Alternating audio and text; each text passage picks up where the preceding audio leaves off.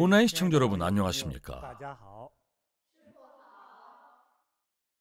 오늘도 지난 시간에 이어서 지장경 제13품을 배워보겠습니다. 제13품의 제목은 총루인천품입니다. 여기서 총루의 뜻은 촉은 중국어로 당부한다는 뜻입니다. 루는 피곤하고 고되다는 뜻이죠. 여기서는 부처님께서 지장왕 보살에게 인도와 천도의 중생들을 맡기고 부탁하셨으니 그 수고가 많다는 의미입니다. 자, 이제 원문을 시작하겠습니다. 바로 그때 석가모니 부처님께서 금빛 팔을 들어 올리시어 지장왕 보살의 머리를 어루만지며 이렇게 당부하셨다. 지장왕 보살이여, 그대의 실력이 불가사의하고 그대의 자비가 불가사의하다. 그대의 지혜가 불가사의하며 그대의 변제가 불가사의하여 시방의 모든 재불의 찬탄을 자아내는구나. 그대의 불가사의한 업적은 천만겁을 설하여도 끝나지 않을 것이다. 천만겁은 너무도 기나긴 세월입니다. 인력에는 존재하지 않는 그러한 시간 개념이죠. 아주 오랜 시간입니다. 지정왕 보살이여, 그대는 잊지 말라. 내가 오늘 도리천궁에서 무수무량한 재불보살과 천룡팔부가 참여한 법회에서 모든 사람과 하늘, 즉 사람과 천개의 사람들을 말합니다. 그리고 해탈하지 못한 모든 중생을 그대에게 부촉하니 이 중생들이 단 하룻낮 하룻밤이라도 절대 악도에 떨어지지 않게 하며 오무간도와 아비지옥에는 더욱더 떨어지지 않게 하거라. 그것은 한 번 가면 천만 억겁이니 영원히 헤어날 날이 없느니라.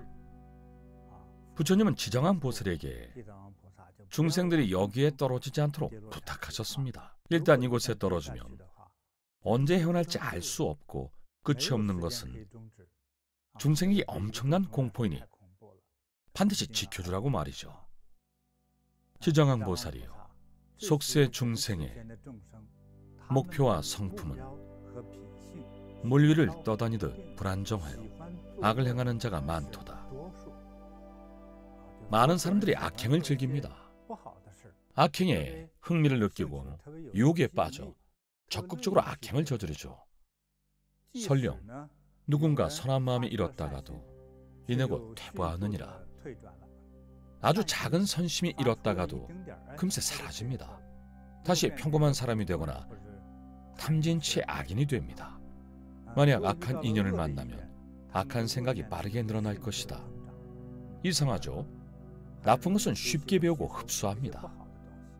이런 인연으로 인해 내가 백천억 화신으로 나투어 중생의 습성에 따라 그들을 제도하느니라. 지정왕 보살이요, 내가 인간계와 천계의 모든 중생을 그대에게 정중히 부촉하느니라.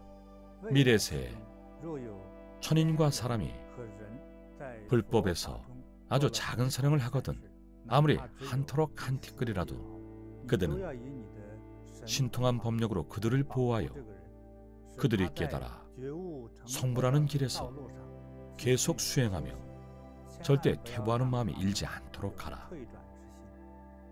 또한 지정왕 보살이요, 미래세에 천연이나 사람이 과거에 지은 업보로 인해 마땅히 악도에 떨어지게 된다면 곧 악도에 떨어져야 할 때나 아직 악도에 떨어지지 않았을 때 그 중생 본인이 부처님 한 분의 명호 또는 보살 한 분의 명호를 염송하거나 대승경전의 한 구절, 한 개송만 염송해도 그대의 실력과 모든 방편으로 그들을 구제하도록 하라. 이들 앞에 가없는 몸으로 놔두어 지옥을 부수고 이들을 천계로 환생시켜 승묘한 즐거움을 누리게 하라. 이때 석가모니 부처님께서 개성으로 말씀하셨다. 현재와 미래의 천인 중생을 내가 정중히 그대에게 부촉하니 그대는 큰 신통력과 방편으로 이들을 모든 악도에 떨어지지 않게 하라. 이때 지정왕 보살이 무릎 꿇고 합장하며 공손히 부처님께 아뢰었다. 세존이시여, 부디 염려치 마시옵소서. 미래세에 누군가 불법에서 일념의 공경심만 갖추더라도 제가 모든 방법을 동원하여 반드시 그 중생이 악도에 떨어지지 않도록 구하겠습니다. 하물며 선행을 듣고 곧장 행한 자와 수행 정진에 게으름이 없는 자는 당연히 성부를 향한 수행의 길에서 영원히 퇴보하지 않을 것입니다. 이때 법회에 참여했던 보살 중 허공장이라는 명호의 보살이 부처님께 공손히 아뢰었다. 세존이시여, 이 도리천 법회에 이르러 지정왕 보살님의 불가사의한 위신력을 찬탄하심을 들었나이다. 미래 어떤 사람이나 천룡팔부 등 모든 중생이 이 경전과 지정왕 보살님의 명호를 듣거나 지정왕 보살님의 형상을 우러러 예배하며 몇 가지의 복덕과 이로움을 얻게 되나이까. 바라옵건대 세존께서 현재와 미래의 모든 중생에게 간략히 설하여 주옵소서. 부처님께서 허공장 보살에게 말씀하셨다. 그대는 잘 들으라. 내가 그대를 위해 설하리라.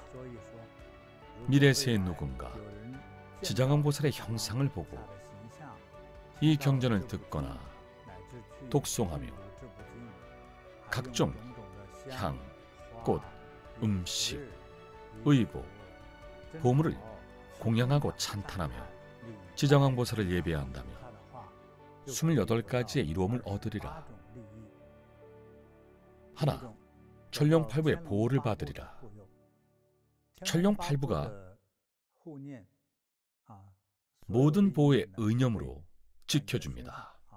모든 순간마다 우리를 지켜준다는 뜻입니다. 둘, 성근과 선과가 날로 더하리라.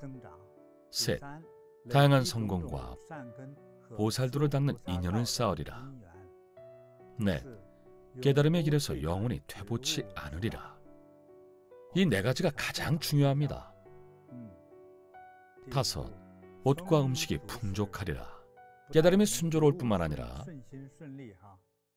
부귀도 함께 얻습니다. 만약 우리가 먹을 밥이 없고 쓸 돈이 없다면 그때부터 고통이 시작됩니다. 부처님께서는 이렇게 현실적으로 존재하며 보살펴 주십니다. 여섯, 각종 질병에 걸리지 않으리라. 일곱, 홍수와 화재가 없으리라. 여덟, 도둑이나 강도의 화를 당하지 않으리라. 아홉, 모두가 우러르고 존중하리라. 열, 여러 신과 귀양의 보호와 도움을 받으리라. 열하나, 여성은 다음 생에 남성으로 환생하리라. 열둘, 계속 여성으로 살고자 한다면 다음 생에는 왕이나 대신의 여식이 되리라. 열셋, 외모가 단정하고 아름다우리라. 열넷, 많은 생에 천도에 환생하리라. 즉 거의 천도로 환생하여 천인이 됩니다. 인간으로 환생하는 것보다 기쁘고 행복하죠. 열다섯, 또는 왕으로 환생하리라. 열여섯, 숙명통을 얻어 과거 생의 일들을 알게 되리라. 열일곱, 구하고자 하면 얻느니라. 열여덟, 가정이 화목하고 즐거우리라. 열아홉, 모든 횡액과 불상사가 사라지리라. 스물, 과거의 모든 학업이 소멸되리라. 스물하나, 어디에 가든 순탄하리라. 스물둘, 악몽이 없어 편히 자리라. 스물셋, 왕생한 조상들이 사막도를 벗어나리라. 스물넷, 복을 지닌 채 수차례 환생하여 평안을 즐기리라. 스물다섯, 성인의 칭찬과 칭송을 받으리라. 스물여섯, 지혜가 통달하고 눈과 귀가 밝으리라. 스물일곱, 대자비심으로 모든 고통받는 중생을 가엾이 여기리라. 스물여덟, 종국에는 필히 성불하리라. 또한 허공장 보살이여, 만약 현재와 미래에 천룡귀신이 지정왕 보살의 명호를 듣거나 지정왕 보살의 형상을 보거나 이 경전을 듣고 찬탄하며 첨예하고 우러른다면 7가지 이로움을 얻게 되리라. 하나, 속히 더 높은 천계로 오르거나 해탈하리라. 둘, 과거의 온갖 악업들이 소멸되리라. 셋, 재불보살의 직접적인 보호를 받으리라. 넷, 깨달음의 길에 영원히 퇴보하지 않으리라. 다섯, 현재의 지혜와 능력이 향상되리라. 여섯, 숙명신통을 얻어 과거와 미래의 일을 알게 되리라. 일곱, 종국에는 필히 성불하리라. 이때 시방세계에서 온 무수무량한 재불보살과 천령팔부가 석가모니 부처님께서 지정왕 보살의 위신력과 불가사의한 공덕을 찬탄하심을 듣고 일찍이 없었던 일이라며 감탄했다. 도리천은 향기로운 꽃으로 가득 차고 아름다운 천이와 보주, 영락들이 하늘에서 흩날리며 내렸다. 천인들이 축하하며 기쁨과 찬탄을 보내는 장면입니다.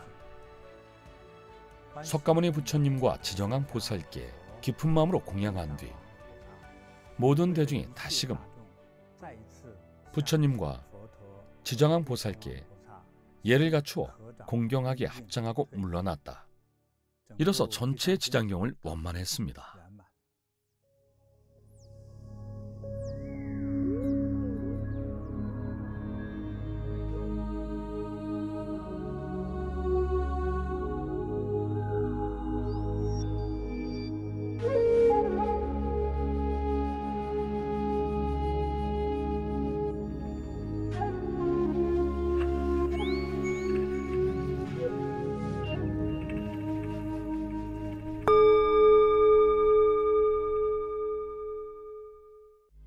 지장보살 본원경 제13품 촉루 인천품 사람과 하늘을 부촉하다.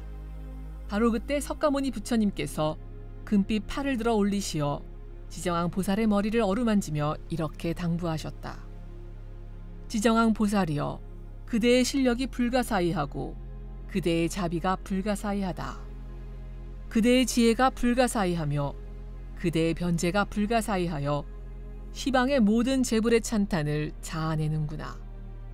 그대의 불가사의한 업적은 천만겁을 설하여도 끝나지 않을 것이다. 지정왕 보살이여, 그대는 잊지 말라. 내가 오늘 도리천궁에서 무수무량한 재불보살과 천룡팔부가 참여한 법회에서 모든 사람과 하늘 그리고 해탈하지 못한 모든 중생을 그대에게 부촉하니 이 중생들이 단 하루낮 하루밤이라도 절대 악도에 떨어지지 않게 하며 오무간도와 아비지옥에는 더욱더 떨어지지 않게 하거라. 그곳은 한 번 가면 천만 억겁이니 영원히 헤어날 날이 없느니라. 지정왕 보살이여, 속세 중생의 목표와 성품은 무리를 떠다니는 듯 불안정하여 악을 행하는 자가 많도다. 설령 누군가 선한 마음이 일었다가도 이내 곧 퇴보하느니라. 만약 악한 인연을 만나면 악한 생각이 빠르게 늘어날 것이다. 이런 인연으로 인해 내가 백천억 화신으로 나투어 중생의 습성에 따라 그들을 제도하느니라. 지정왕 보살이여, 내가 인간계와 천계의 모든 중생을 그대에게 정중히 부촉하느니라. 미래세의 천인과 사람이 불법에서 아주 작은 선행을 하거든 아무리 한 터럭 한 티끌이라도 그대는 신통한 법력으로 그들을 보호하여 그들이 깨달아 성불하는 길에서 계속 수행하여 절대 퇴보하는 마음이 일지 않도록 하라. 또한 지정왕 보살이여, 미래세의 천인이나 사람이 과거에 지은 업보로 인하여 마땅히 악도에 떨어지게 된다면 곧 악도에 떨어져야 할 때나 아직 악도에 떨어지지 않았을 때 그 중생 본인이 부처님 한 분의 명호 또는 보살 한 분의 명호를 염송하거나 대승경전의 한 구절, 한 개송만 염송해도 그대의 실력과 모든 방편으로 그들을 구제하도록 하라. 이들 앞에 가없는 몸으로 나투어 지옥을 부수고 이들을 천계로 환생시켜 승묘한 즐거움을 누리게 하라. 이때 석가모니 부처님께서 개송으로 말씀하셨다. 현재와 미래의 천인 중생을 내가 정중히 그대에게 부촉하니 그대는 큰 신통력과 방편으로 이들을 모든 악도에 떨어지지 않게 하라. 이때 지정왕 보살이 무릎 꿇고 합장하며 공손히 부처님께 아뢰었다. 세존이시여, 부디 염려치 마옵소서. 미래세의 누군가 불법에서 일념의 공경심만 갖추더라도 제가 모든 방법을 동원하여 반드시 그 중생이 악도에 떨어지지 않도록 구하겠습니다. 하물며 선행을 듣고 곧장 행한 자와 수행 정진에 게으름이 없는 자는 당연히 성부를 향한 수행의 길에서 영원히 퇴보하지 않을 것입니다. 이때 법회에 참여했던 보살 중 허공장이라는 명호의 보살이 부처님께 공손히 아뢰었다. 세존이시여, 이 도리천 법회에 이르러 지정왕 보살님의 불가사의한 위신력을 찬탄하심을 들었나이다. 미래의 어떤 사람이나 천룡팔부 등 모든 중생이 이 경전과 지정왕 보살님의 명호를 듣거나 지정왕 보살님의 형상을 우러러 예배하면 몇 가지 복덕과 이로움을 얻게 되나이까. 바라옵건대 세존께서 현재와 미래의 모든 중생에게 간략히 설하여 주옵소서. 부처님께서 허공장 보살에게 말씀하셨다. 그대는 잘 들으라. 내가 그대를 위해 설하리라. 미래세의 누군가 지장왕 보살의 형상을 보고 이 경전을 듣거나 독송하며 각종 향, 꽃, 음식, 의복, 보물을 공양하고 찬탄하며 지장왕 보살을 예배한다면 28가지의 이로움을 얻으리라. 하나, 천룡팔부의 보호를 받으리라. 둘, 선근과 선과가 날로 더하리라. 셋, 다양한 선근과 보살도를 닦는 인연을 쌓으리라. 넷, 깨달음의 길에서 영원히 퇴보치 않으리라. 다섯, 옷과 음식이 풍족하리라. 여섯, 각종 질병에 걸리지 않으리라. 일곱, 홍수와 화재가 없으리라. 여덟, 도둑과 강도의 화를 당하지 않으리라. 아홉, 모두가 우러르고 존중하리라. 열, 여러 신과 귀왕의 보호와 도움을 받으리라. 열하나, 여성은 다음 생에 남성으로 환생하리라. 열둘, 계속 여성으로 살고자 한다면 다음 생에는 왕이나 대신의 여식이 되리라. 열셋, 외모가 단정하고 아름다우리라. 열넷, 많은 생에 천도에 환생하리라. 열다섯, 또는 왕으로 환생하리라. 열여섯, 숙명통을 얻어 과거 생의 일들을 알게 되리라. 열일곱, 구하고자 하면 얻으리라. 열여덟, 가정이 화목하고 즐거우리라. 열아홉, 모든 횡액과 불상사가 사라지리라. 스물, 과거의 모든 악업이 소멸되리라. 스물하나, 어디에 가든 순탄하리라. 스물둘, 악몽이 없어 편히 자리라. 스물셋, 왕생한 조상들이 사막도를 벗어나리라. 스물넷, 복을 지닌 채 수차례 환생하여 평안을 즐기리라. 스물다섯, 성인의 칭찬과 칭송을 받으리라. 스물여섯, 지혜가 통달하고 눈과 귀가 밝으리라. 스물일곱, 대자비심으로 모든 고통받는 중생을 가엾이 여기리라. 스물여덟, 종국에는 필히 성불하리라. 또한 허공장 보살이여, 만약 현재와 미래의 천룡 귀신이 지장왕 보살의 명호를 듣거나 지장왕 보살의 형상을 보거나 이 경전을 듣고 찬탄하며 첨례하고 우러른다면 7가지 이로움을 얻게 되리라. 하나, 속히 더 높은 천계로 오르거나 해탈하리라. 둘, 과거의 온갖 악업들이 소멸되리라. 셋, 제불보살의 직접적인 보호를 받으리라. 넷, 깨달음의 길에 영원히 퇴보하지 않으리라. 다섯, 현재의 지혜와 능력이 향상되리라. 6. 숙명 신통을 얻어 과거와 미래의 일을 알게 되리라. 7. 종국에는 필히 성불하리라. 이때 시방세계에서 온 무수무량한 제불보살과 천룡팔부가 석가모니 부처님께서 지장왕 보살의 위신력과 불가사의한 공덕을 찬탄하심을 듣고 일찍이 없었던 일이라며 감탄했다. 도리천은 향기로운 꽃으로 가득 차고 아름다운 천이와 보주, 영락들이 하늘에서 흩날리며 내렸다. 석가모니 부처님과 지장왕 보살께 기쁜 마음으로 공양한 뒤 모든 대중이 다시금 부처님과 지장왕 보살께 예를 갖추어 공경하게 합장하고 물러났다.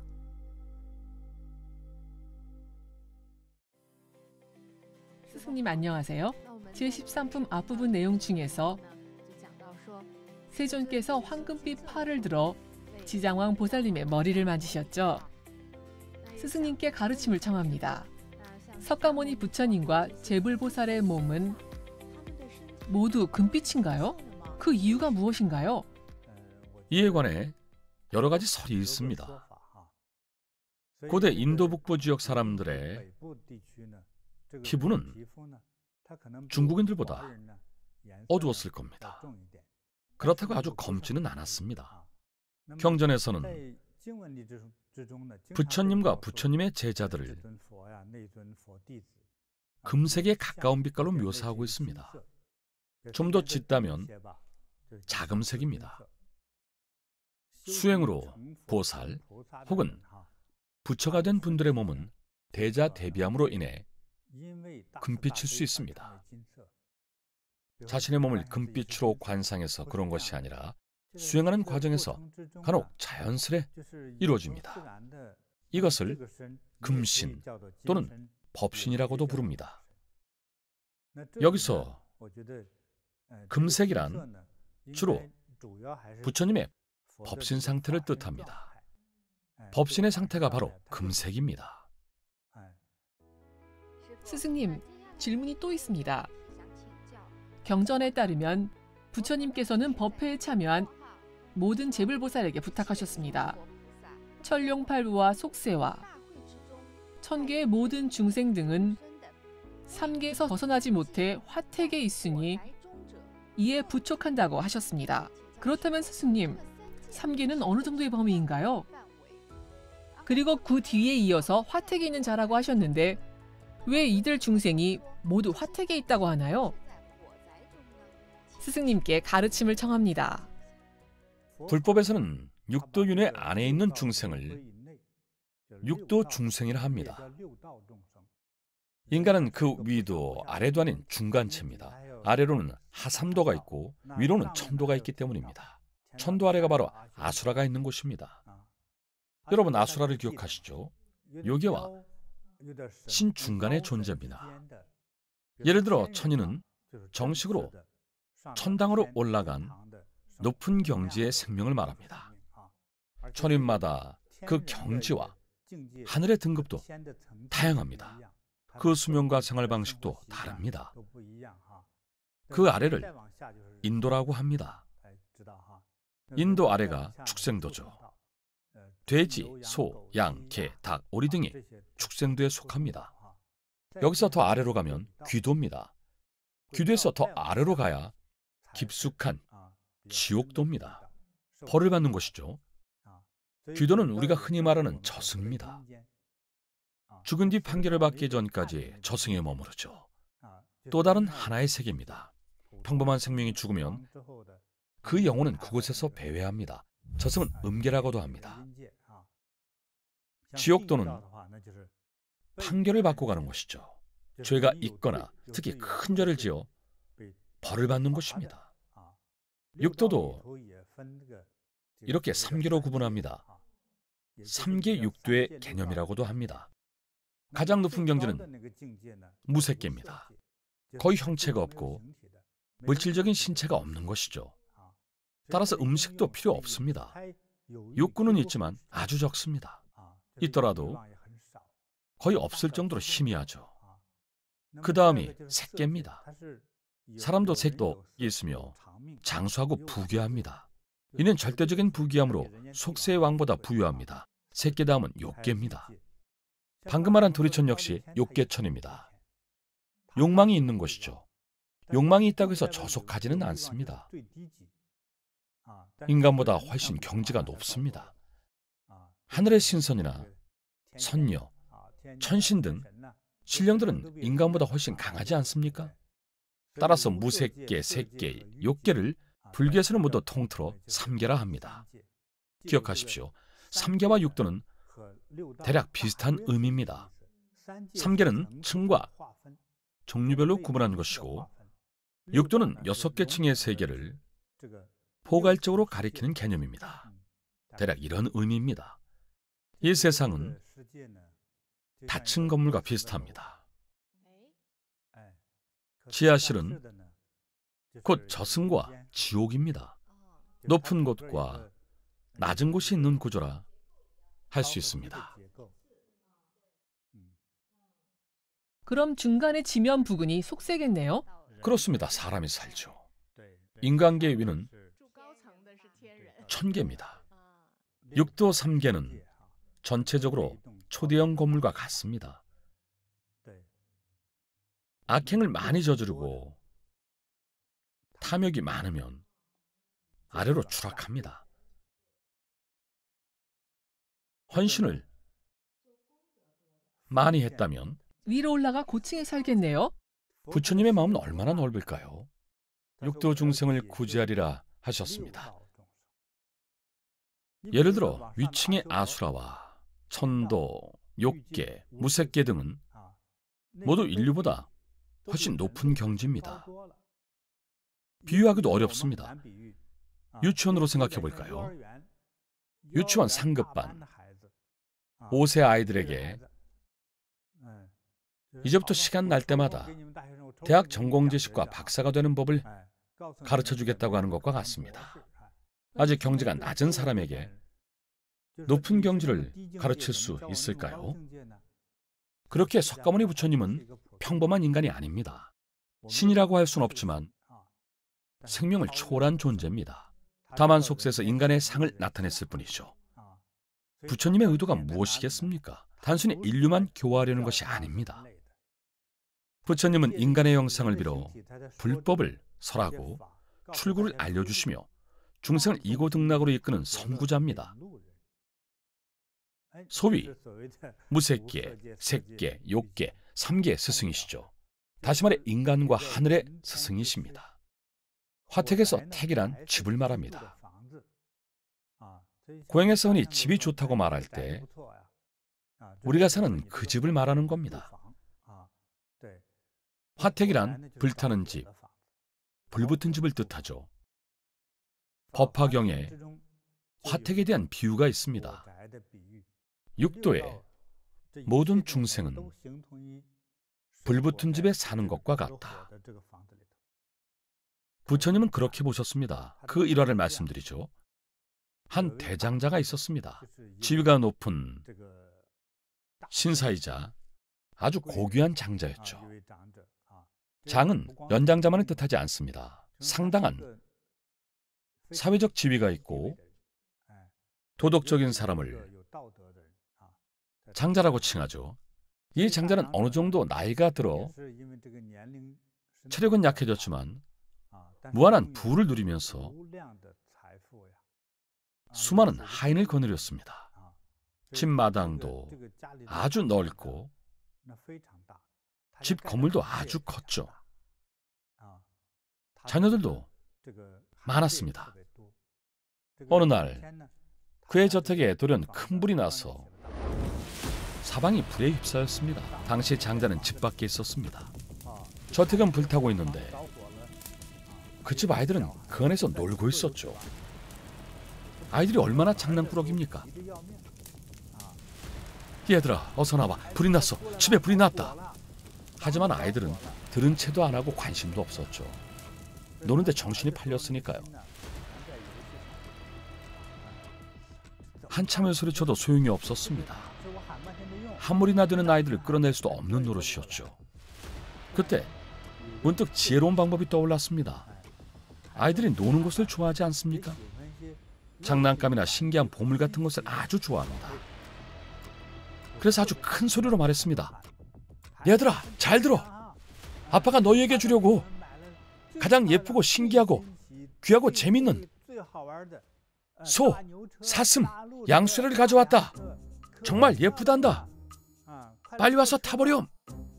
고대에는 아이들이 교통수단에 큰 흥미를 느꼈습니다. 특히 고대 인도에서 흰 소수레는 정말 희귀하고 상스럽고 대단히 호화로운 물건이었죠. 이 말을 듣고 아이들이 물었습니다. 진짜요? 진짜라니까 빨리 와 타보자. 그제야 아이들이 무리지어 뛰어나왔습니다. 아이들이 대문 밖으로 나오자마자 집은 쾅 하고 내려앉았죠. 간발의 차이였습니다. 부처님은 마치 이야기 속 대장자 같으십니다. 저희는 불타는 집안의 아이들 같고요. 저희를 향한 부처님의 사랑과 관심은 참으로 똑같은 심정인 것 같습니다. 그렇습니다. 오늘 여러분은 배우셨을 겁니다. 부처님이 교화하고 제도하려는 대상은 육도 3계에 있는 생명입니다. 가장 놀라운 부분은 천신도 제도 대상입니다. 구제해야 합니다. 욕구가 있기 때문이며 욕구가 있으면 탐욕, 다툼, 분쟁이 발생합니다. 그래서 가장 높은 경지인 바른 인식과 바른 견해에 이를 수 없습니다. 한 사람이 기억나는군요. 중국에 동화나 와 같은 한 이야기가 있습니다. 어떤 부유한 상인이 외지에서 장사를 했습니다. 고대 중국의 화폐는 동전에서 시작했습니다. 동전으로는 채소만 겨우 살 수 있었죠. 집을 사려면 은덩이가 필요합니다. 아시죠? 동전들을 무말랭이처럼 기다란 꾸러미로 묶어야 은괴 한 조각을 바꿀 수 있습니다. 작은 네모 은괴를 말합니다. 은괴를 잔뜩 모아야만 배처럼 생긴 은원보 한 개로 바꿀 수 있습니다. 그 상인은 수많은 은원보를 펄고 돌아왔습니다. 수백 킬로그램이 될 정도로 무거웠죠. 부자가 된 겁니다.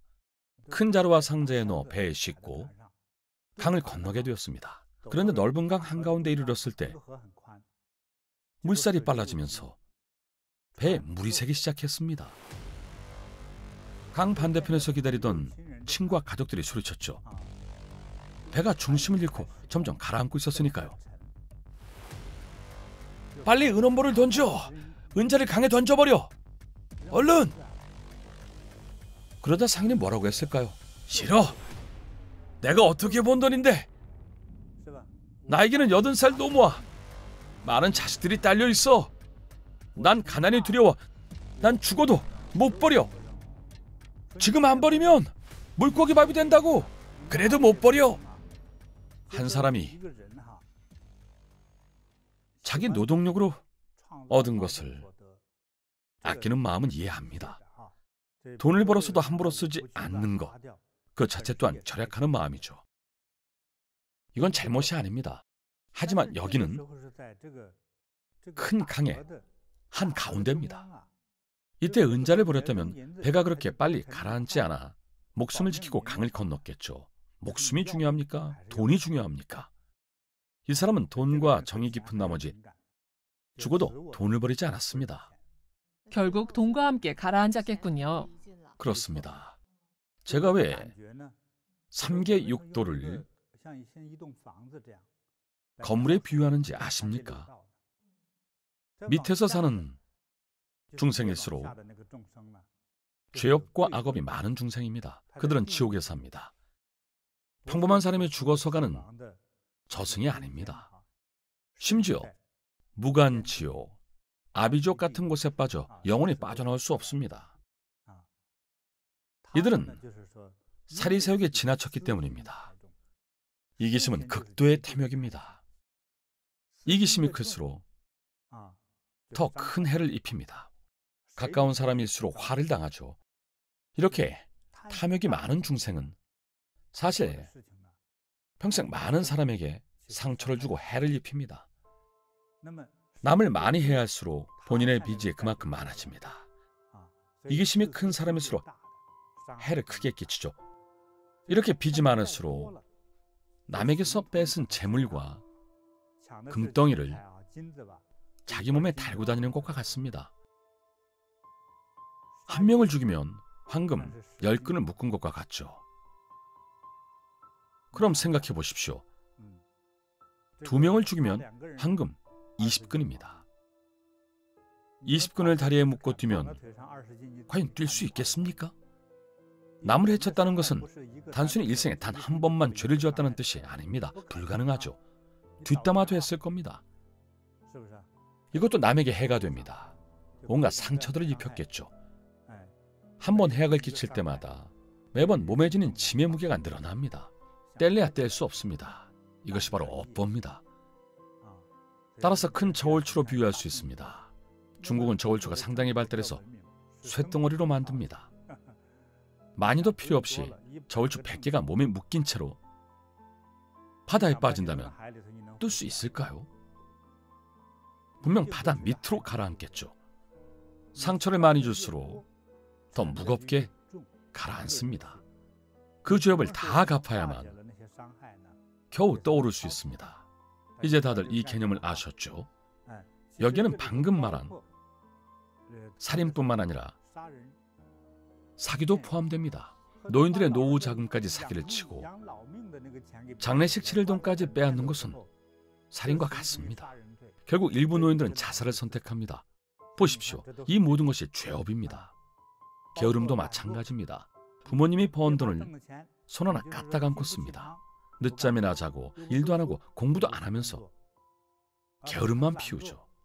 게으름 역시 아주 큰 죄업입니다. 왜 죄업이라고 할까요? 이 죽에 얼마나 많은 분비물을 더하고 얼마나 많은 것을 먹었습니까? 식구들의 속까지 태웠죠. 이 모든 것이 죄입니다. 인생을 헛되이 산 것이 곧 죄업이기에 지옥에 떨어집니다. 거저먹은 것들이 얼마나 많습니까? 그 무게가 모두 쌓여 몸을 올가맵니다. 수많은 저울추가 되어 몸에 묶이죠. 이래도 지옥에 안 떨어지겠습니까? 이처럼 생각보다 많은 행동이 우리를 지옥에 떨어지게 합니다. 죄업이 되어 무거워집니다. 자신을 위해 얻은 것들은 전부 저울추가 되어 몸에 묶입니다. 반대로 선량한 사람이라면 저렇게 가난하다니 도와줘야지. 불쌍한 사람이니 도와줘야지. 옷과 음식이라도 사줘야겠다. 이렇게 타인을 위해 베풉니다. 원래 자신이 가지고 있던 죄업이 가벼워집니다. 남에게 곡식 한 근을 빚지면 죄업이지만 선심으로 남에게 한 근을 건네며 가난한 자를 돕는다면 만 근의 짐을 덜게 돼 위로 올라갑니다. 묶였던 저울추가 풀린 거네요. 풀립니다. 하나를 베풀면 10,000배가 되니까요. 10,000배입니다. 한 근을 갚으면 10,000근의 주로 위로 올라가는 힘을 받습니다. 그래서 부처님께서 말씀하셨죠. 만약 상황이 여의치 않아서 기증할 집, 땅, 건물이 없다면 어찌해야 할까요? 보살님 명호를 한마디만 염송해도 지옥으로 떨어지지는 않는다고 하셨습니다. 이렇게 선한 마음으로 좋은 일을 하면 우리의 기운은 위로 승화됩니다. 수소 열기구를 타는 것과 같습니다. 집채만한 열기구는 트럭 한 대도 들어올립니다. 그러니 그보다 가벼운 사람은 거뜬히 올릴 수 있습니다. 확 떠오르겠네요. 아주 빠르겠죠. 자비심, 선량함, 봉사, 이 세 가지는 자신이 아닌 타인을 위한 것이기 때문에 자신을 가볍게 만듭니다. 불교에는 가벼울 경에 평안할 안을 써서 경안이라는 말이 있습니다. 경안은 아무런 부담, 근심, 번뇌가 없고 짐도 빚도 없는 상태입니다. 아무런 번뇌도 없습니다. 이처럼 자유로운 상태가 경안입니다. 대자재관음상처럼 자재롭고 더할 나위 없이 자유로운 것이 바로 경안입니다. 몸에 쌓인 업보가 없기 때문에 무기의 부담이 없는 상태를 경안이라고 합니다. 이 경지에 이르러야 진정한 대자재이고 해탈했다고 할 수 있습니다. 탐욕에서 비롯된 모든 인과와 그로 인해 생겨나는 번뇌와 고통에서 해탈하고 승화합니다. 승화되는 것과 지옥으로 떨어지는 것은 정반대의 일입니다. 하나는 이기심 때문에 해를 입힙니다. 이기심은 억지로 가지려는 마음이기 때문에 남에게 상처와 해를 입히죠. 다른 하나는 동정과 연민의 이타심입니다. 타인을 위한 모든 행동은 곧 승화입니다. 빚도 갚고 위로 올라가니 얼마나 좋습니까? 좋은 사람만이 하늘에 오르고 나쁜 사람은 지옥에 떨어집니다. 그러므로 저는 모든 시청자분들이 장래에 모두 극락세계에 태어나기를 바랍니다. 윤회의 고통을 받지 않기 바랍니다. 모두 위대한 군자가 되기 바랍니다. 대보살이 되기 바랍니다.